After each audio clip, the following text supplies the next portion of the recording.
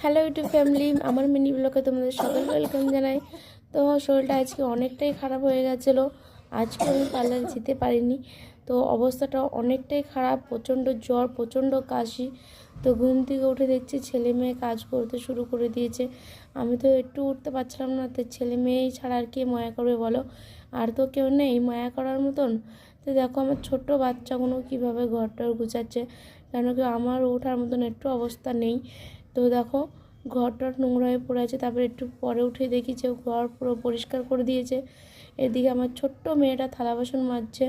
কী করব, যার জন্য সারা বছর একইভাবে সারা জীবন এভাবে কাজ কাম করে তাকে রেঁধে বেরিয়ে খাওয়াই, আর সে একবারও ঘুরিয়ে তাকিয়ে দেখছে না। ছোট ছোট বাচ্চাদেরকে কাজ করতে হচ্ছে। তো কী আর করব, সবই আমার কপাল। দেখো এতটা শরীরে অসুস্থর পরেও মানলো না, সে মাংস এনে মেয়ের হাতে ধরে দিল, মাকে রান্না করতে বলো। তো আমি রান্না করি, ছেলে